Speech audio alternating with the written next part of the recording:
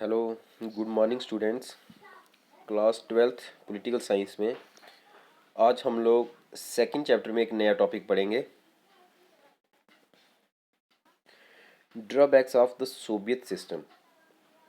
Students, Soviet system जो था, जो सोवियत गवर्नमेंट जो थी, जब मैं बोलूँ कि यूएसएसआर, उसमें क्या क्या ड्रॉबैक्स थे, कुछ उसमें कमियाँ थी जिसकी वजह से वो डिसइंटीग्रेट हुआ, टूटा।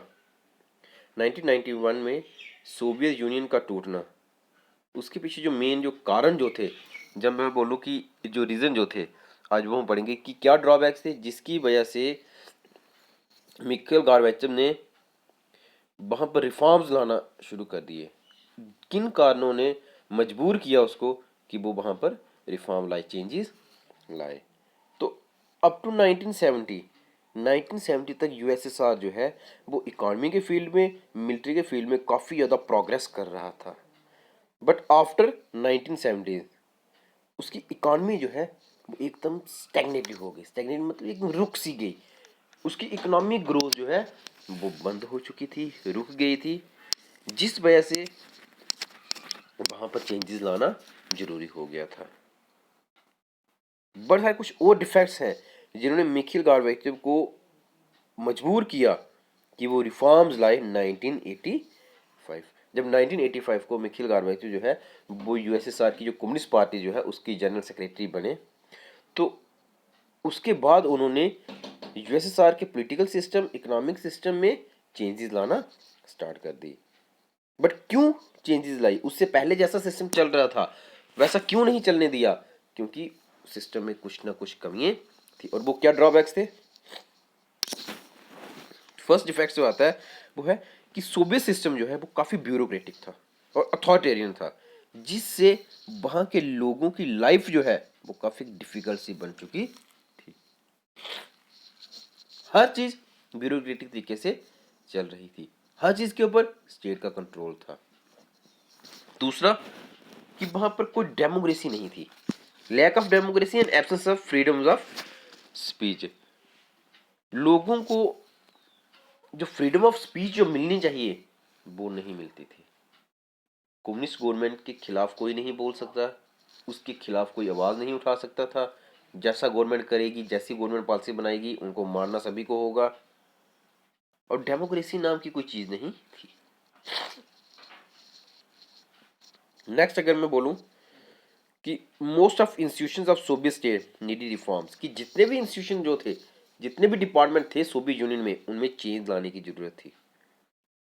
मगर वन पार्टी कंट्रोल, जो कम्युनिस्ट पार्टी जो है उसका ही पूरे सिस्टम पे कंट्रोल था और एक स्ट्रिक्ट कंट्रोल था।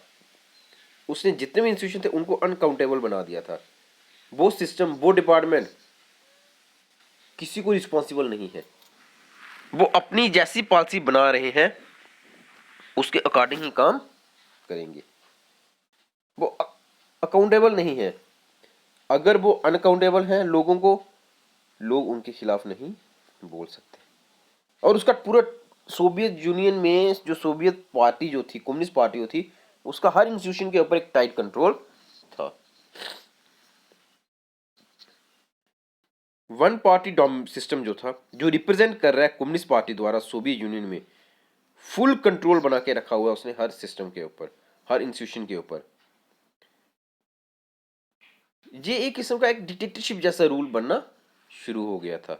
ये भी एक ड्रॉबैक्स थे, क्योंकि लोगों को जब तक राइट्स नहीं मिलेंगे तब तक लोग अपने आप को सिक्योर फील नहीं करेंगे। Russia, one of the republics of USSR, dominated everything and other was neglected. अब इसका एक और कारण कि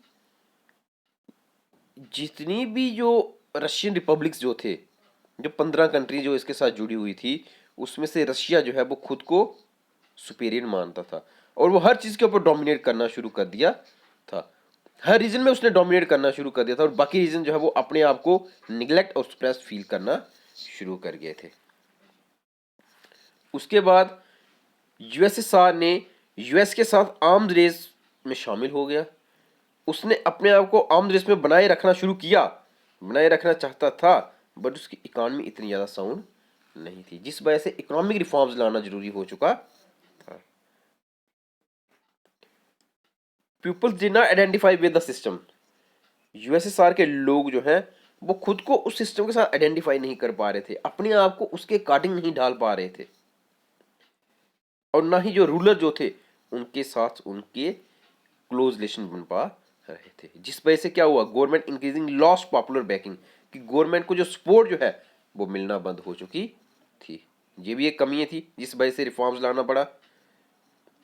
ऑल दिस रीजन, जितने भी ये रीजन जो है, show the defects in the Soviet system. ये सारे जो रीजन हमने पढ़े ये सारे शो कर रहे हैं कि सोवियत सिस्टम में क्या क्या डिफेक्ट्स थे, और जिन्होंने मजबूर किया मिखिल गारबैचोव को कि वो रिफॉर्म्स लाए 1985 में यूएसएसआर के पॉलिटिकल इकोनॉमिक सिस्टम में। तो स्टूडेंट्स, आज के टॉपिक में हमने ये पढ़ा कि क्या ड्रॉबैक्स थे जिसने मजबूर किया कम्युनिस्ट पार्टी के जनरल सेक्रेटरी को इकोनॉमिक और पॉलिटिकल सिस्टम में चेंजेस लाने के लिए। नेक्स्ट टॉपिक में हम लोग ये पढ़ेंगे कि क्या क्या चेंजेस लाई, क्या क्या रिफॉर्म्स लाए। Okay, thank you.